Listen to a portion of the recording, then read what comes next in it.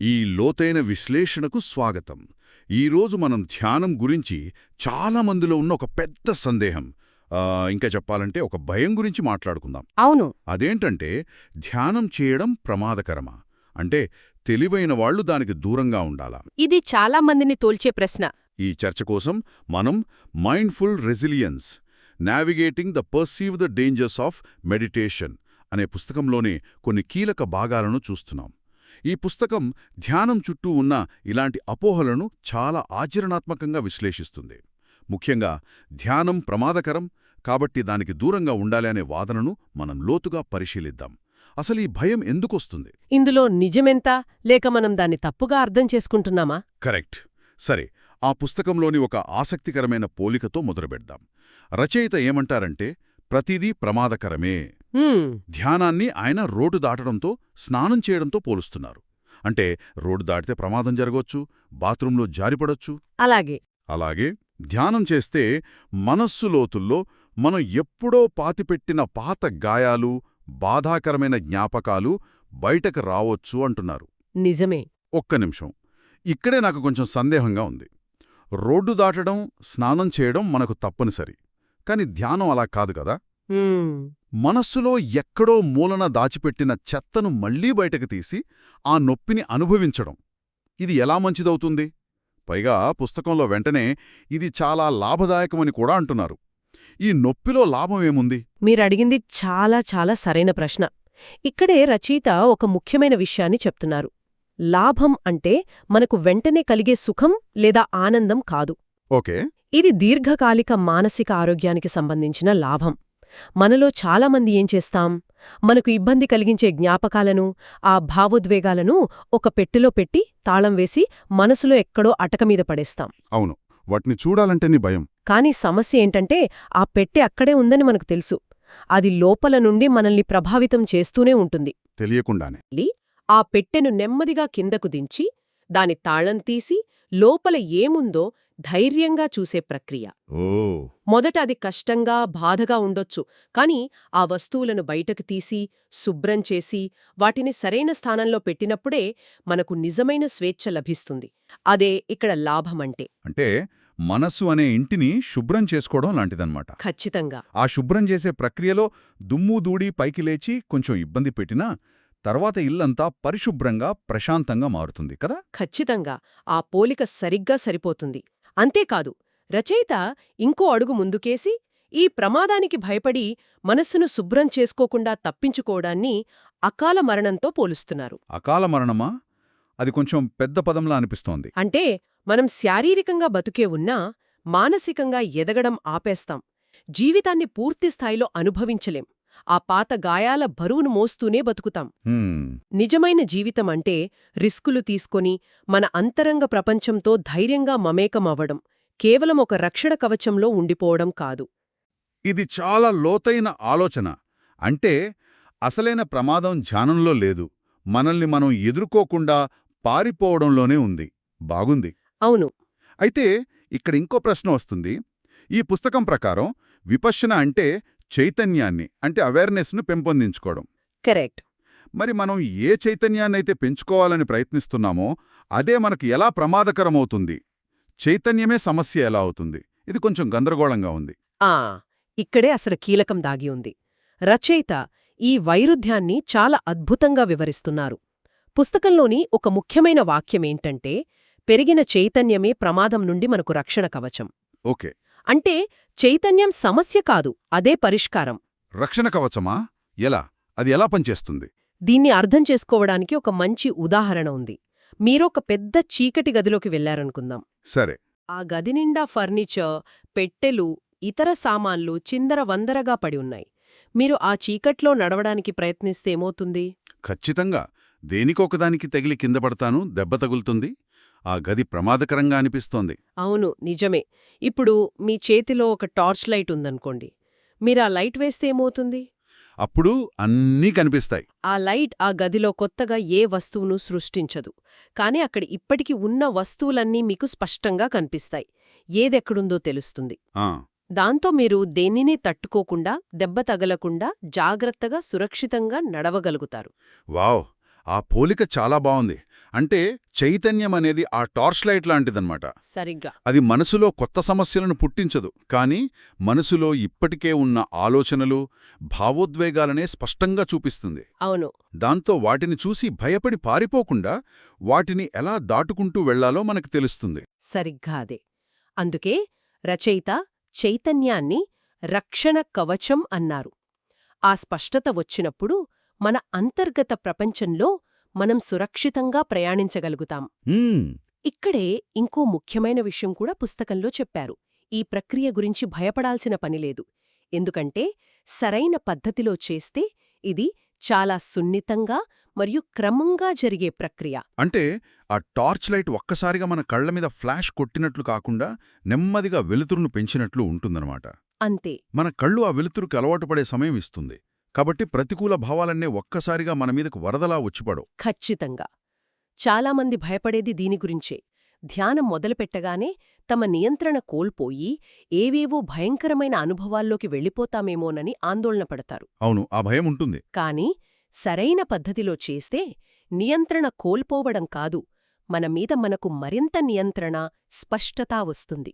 చైతన్యం మనల్ని బలహీనపరచదు, బలపరుస్తుంది. సరే, ఇప్పటివరకు మనం మాట్లాడుకునేది చూస్తే ధ్యానం అనేది అంతర్గతంగా ప్రమాదకరం కాదు, కానీ ఆ ప్రక్రియ కొన్నిసార్లు తీవ్రంగా ఉండొచ్చు అని అర్థమవుతోంది. అవును, ఉండొచ్చు. మరి ఆ తీవ్రతను సురక్షితంగా ఎలా ఎదుర్కోవాలి?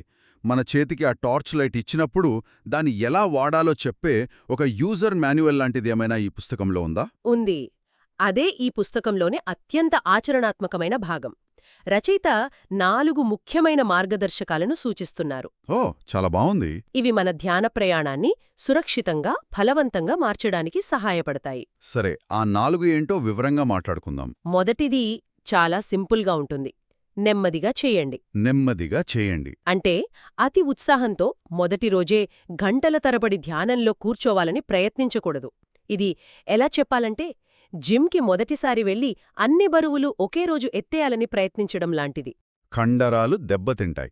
నిజమే, కొత్తగా వ్యాయామం మొదలుపెట్టినప్పుడు ఎలాగైతే వార్మప్తో మొదలుపెట్టి నెమ్మదిగా తీవ్రతను పెంచుతామో ఇక్కడ కూడా అంతేనంటారా?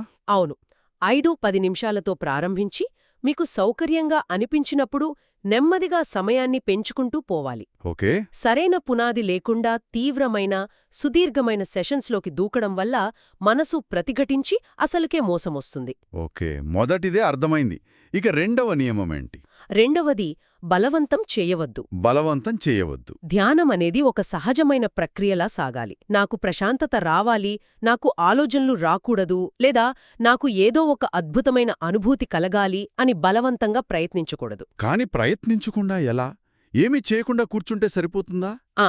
ఇక్కడ ప్రయత్నానికి, బలవంతానికి మధ్య ఒక సూక్ష్మమైన తేడా ఉంది. మన ప్రయత్నమంతా గమనించడం మీద ఉండాలి. గమనించడం. మనస్సులోకి ఆలోచనలు వస్తుంటాయి, పోతుంటాయి. వాటిని ఆపాలని బలవంతం చెయ్యకూడదు, వాటితో గొడవ పడకూడదు. ఆకాశంలో మేఘాలు వచ్చినట్లే వచ్చి వెళ్ళిపోయినట్లు వాటిని కేవలం సాక్షిగా గమనించాలి. ఓకే. ఒక నిర్దిష్ట ఫలితం కోసం ఆరాటపడటమనేది ధ్యానం యొక్క అసలు స్ఫూర్తికే విరుద్ధం. అది ప్రక్రియను మరింత కష్టతరం చేస్తుంది. సరే, అంటే గమనించడానికి ప్రయత్నించాలి, ఫలితాన్ని బలవంతం చేయకూడదు.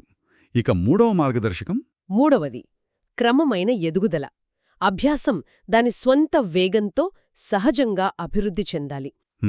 ప్రారంభంలో ఎంతసేపు చేశామనే తీవ్రత కంటే ప్రతిరోజూ చేస్తున్నామా లేదా అనే నిలకడ ముఖ్యం. రోజూ కొద్దిసేపు చేసినా క్రమం తప్పకుండా చేయటం వల్ల దీర్ఘకాలంలో అద్భుతమైన ఫలితాలొస్తాయి. ఇది ఒక మొక్కను పెంచడం లాంటిది కదా.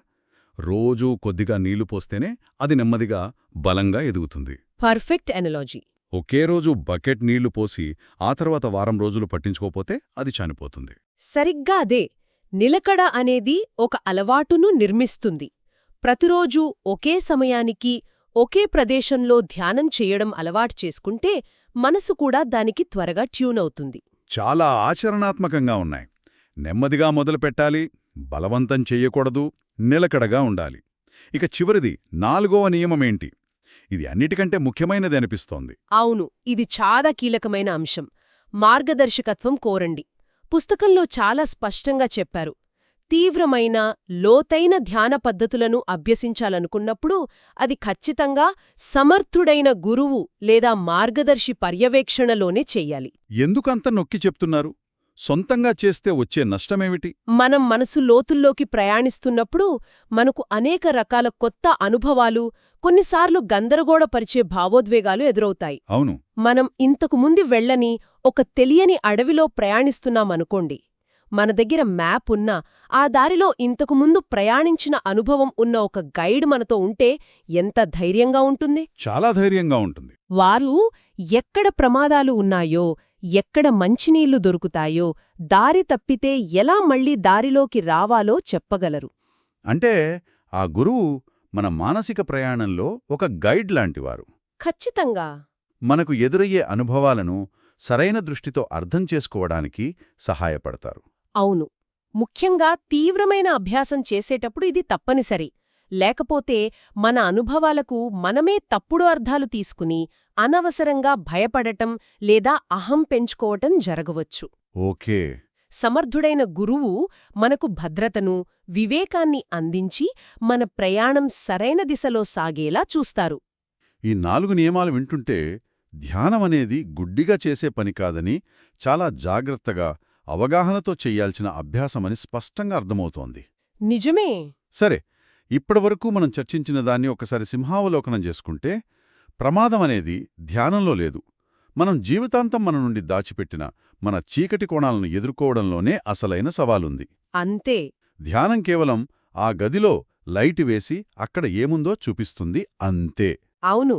అదే ఈ పుస్తకం యొక్క ముఖ్య సందేశం. ఆ వాక్యాన్ని మళ్ళీ గుర్తు చేసుకుందాం. పెరిగిన చైతన్యమే ప్రమాదం నుండి రక్షణ కవచం. సరిగ్గా చేస్తే ధ్యానం చాలా సున్నితమైన మరియు క్రమమైన ప్రక్రియ. అంటే మనం దేనినైతే ప్రమాదమనుకుంటున్నామో అదే మనల్ని రక్షిస్తోంది. ఇక్కడ అంతిమ లక్ష్యం భయాన్ని చూసి పారిపోవడం కాదు. ఆ భయానికి కారణమైన అంశాన్ని సున్నితంగా మరియు బుద్ధిపూర్వకంగా అర్థం చేసుకుని దానితో పనిచేయడం. అలా చేసినప్పుడు ఏదైతే మనల్ని భయపెడుతుందో అదే మనకు వివేకాన్ని, జ్ఞానాన్ని అందించే మూలంగా మారుతుందా? అవును. మన బలహీనతే మన బలంగా మారుతుంది. ఆ అంతర్గత గాయాలను ఎదుర్కొని వాటిని మాన్పుకున్నప్పుడే మనం సంపూర్ణంగా, ఆరోగ్యంగా, స్వేచ్ఛగా జీవించగలుగుతాం. ఈ విశ్లేషణను ముగించే ముందు మనం ధ్యానం ప్రమాదకరం అనే భయంతో ఈ చర్చను ప్రారంభించాం. అవును. కానీ ఈ పుస్తకం ప్రకారం అసలైన ప్రమాదం ధ్యానాన్ని తప్పించుకోవడంలోనే ఉందని తెలుసుకున్నాం. ఎందుకంటే అలా చేయడం ద్వారా మనం మన అంతర్గత సమస్యల నుండి పారిపోతున్నాం. కరెక్ట్. చివరికి సమస్య చైతన్యం కాదు, చైతన్యమే పరిష్కారం. సరిగ్గా చెప్పారు. ఈ చర్చ వింటున్న వారికోసం ఒక ఆలోచింపచేసే ప్రశ్నతో ముగిద్దాం. తప్పకుండా. మనస్సు లోపల ఉన్న ఈ ఇబ్బందికరమైన విషయాలను ఎదుర్కోవడం చాలా లాభదాయకమని పుస్తకం పేర్కొంది. ఒకవేళ వాటిని ఎదుర్కోకపోతే, వాటిని అలాగే మనసు లోతుల్లో అణచివేస్తూ పోతే, మనం చెల్లించే అసలైన మూల్యమేమిటి? ఆసక్తికరమైన ప్రశ్న. మనం బ్యాంకులో అప్పు తీసుకుని వడ్డీ కట్టకపోతే, అది కాలక్రమేణా చక్రవడ్డీతో పెరిగి పెరిగి ఎంత పెద్ద మొత్తమవుతుందో మనకు తెలుసు కదా? అవును. అలాగే మనసు లోతుల్లో పాతిపెట్టిన ఈ పరిష్కరించని సమస్యలు, గాయాలు కాలక్రమేణా ఎలాంటి మానసిక వడ్డీని పోగు చేసుకుంటాయి, వాటి బరువు మన జీవితాంతం, మన ప్రమేయం లేకుండానే మనల్ని ఎలా ప్రభావితం చేస్తుంది? దీని గురించి ఆలోచించాలి.